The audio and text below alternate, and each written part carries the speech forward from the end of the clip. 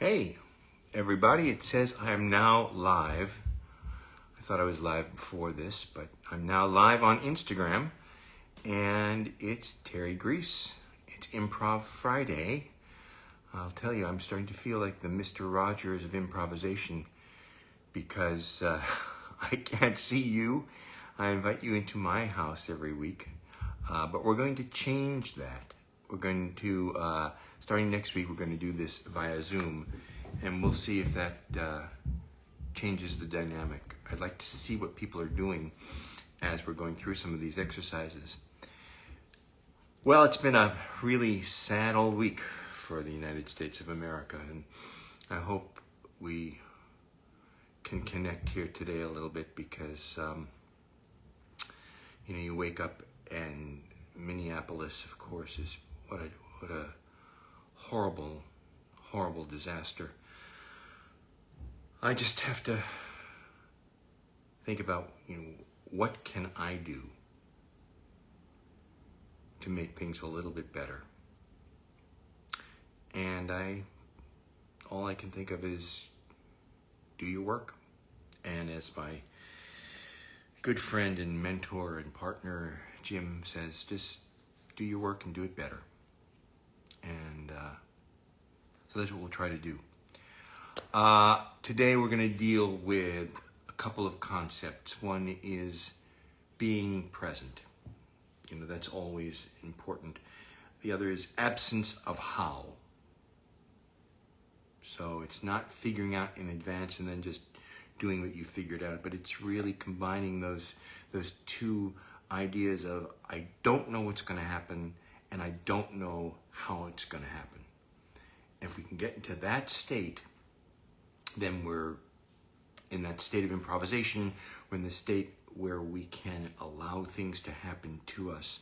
So we're going to do some small exercises to get those things going. And next week we'll play around with gibberish. So come back next week. I want to read to you to start with. And I read this a few weeks ago, but maybe because of our work together, it will have more meaning, or because you've been thinking about this a little bit more, or even if you haven't. It's good to hear these things over again. Do not think of present time as clock time, but rather as a timeless moment when all are mutually engaged in experiencing and experience, the outcome of which is as yet unknown. That's really important. Is as yet unknown. You're right there.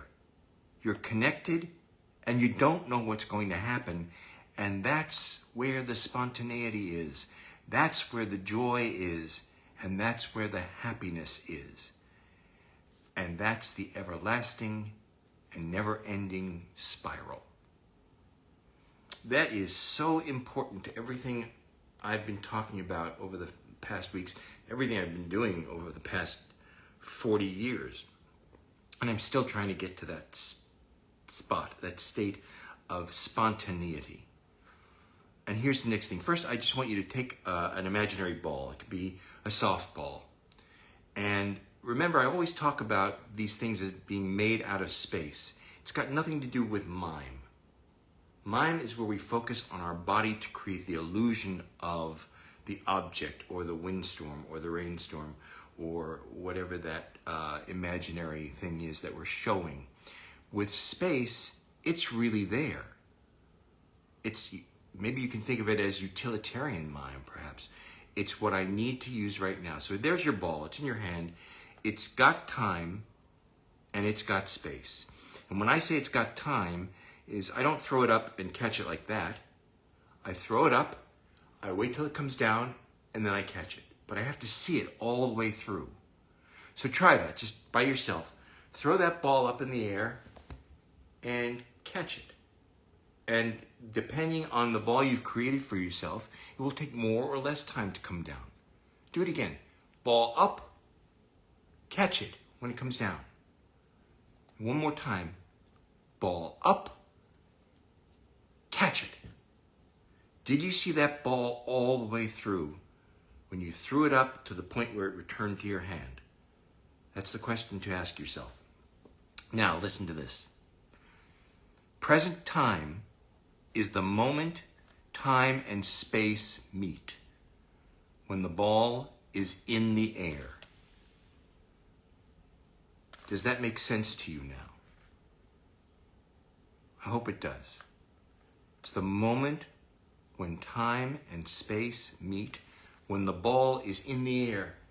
That's the moment, and if you're there with it, you're in the present. It's a big concept, and it's sort of taken me my whole life to even begin to understand this, but it's something that Spolin articulated a long time ago, and this is the book I'm reading from, by the way. It's Improvisation, Theater Games for the Lone Actor. Terrific book. Terrific book. So, I'm going to ask you to do something very hard now. Maybe the hardest thing I've asked you to do so far. Find a chair, sit down in the chair, or on the couch, be comfortable. Feet on the floor, flat on the floor. Hands on your thighs. Keep your eyes open. And I'm going to time this. I've got my timer here. For the next minute, I just want you to do nothing and think nothing. So no subvocal thoughts, no ohms, no nam-myoho renge kyos, nothing like that. Just try to think nothing and do nothing and keep your eyes open. Ready? Go.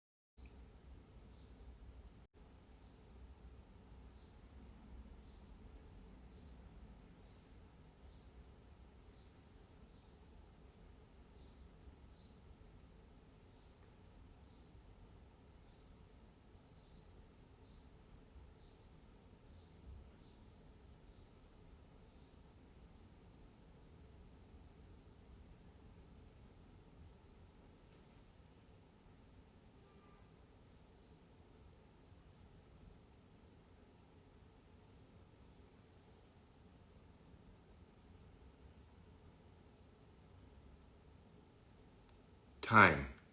Okay. I'm sorry if you came in the middle of that and just saw my face looking blankly at the screen. We were doing an exercise. Those of you who were able to do it, were you able to think and do nothing? It's very difficult. As a result of trying to think and do nothing, did objects in the space, real objects, did they appear more resonant? Did they appear clearer to you? Did they jump out a little bit? These are questions I can't hear you answer, of course, so just answer them for yourself right now. Okay, great. Now, hi Stuart, hi Jordan. We're going to take another minute. Go back to sit in your chair or stay in your chair. And this time, eyes open again. Just going to focus on the exhalation. All right, we're not going to worry about our bodies. We're not going to worry about anything else. Just focus on the exhalation.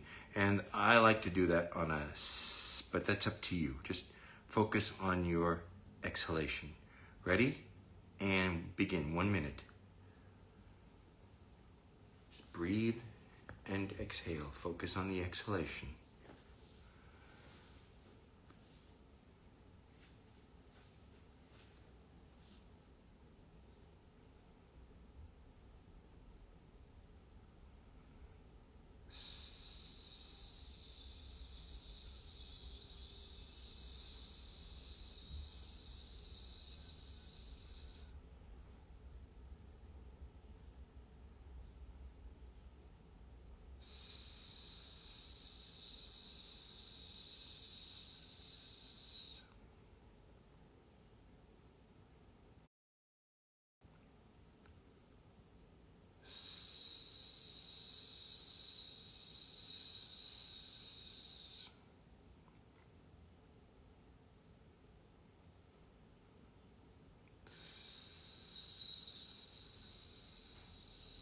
That's a minute. Thank you. Now, notice how your body feels. You feel a little bit less tense?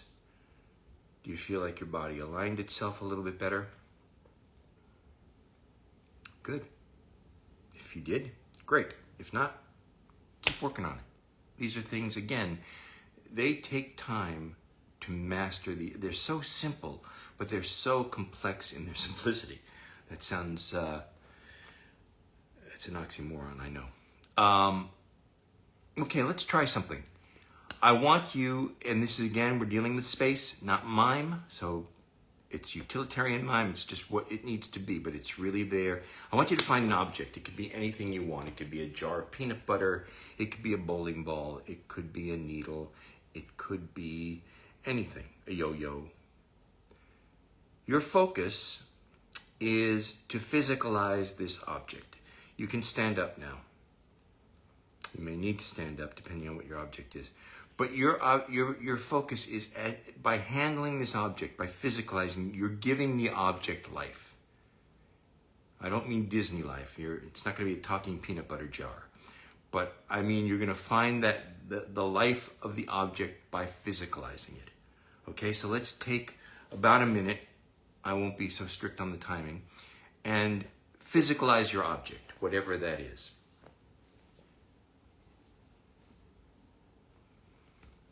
And I'll side coach you as you do it. Use your whole body to give life to that object.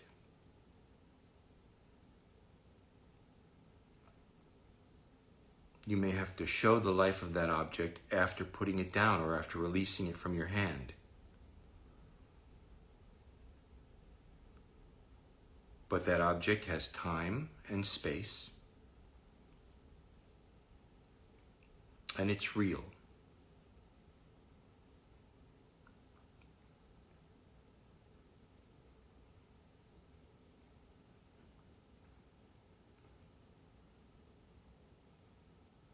Have fun. This is a game. Remember that. And I'll talk about that in a second.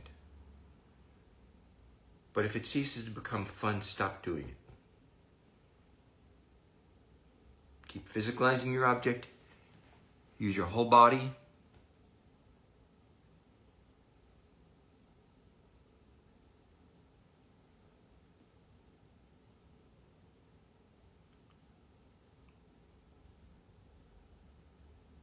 And relax. Great. Okay, thank you. Thanks for trying that. This idea of play, you know, we can get very bogged down, and I'm talking about myself too. As an actor, that's my biggest, one of my biggest pitfalls is when I start to work something, or when I start to show how hard I'm working at something.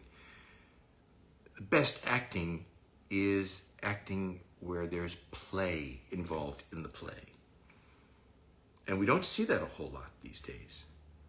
That's the thing I think that Viola Spolin was absolutely brilliant at, and is very often misunderstood by her antecedents, because they use the games and they focus so hard on the focus of each game, and they forget that they're games, they're play. We're playing together.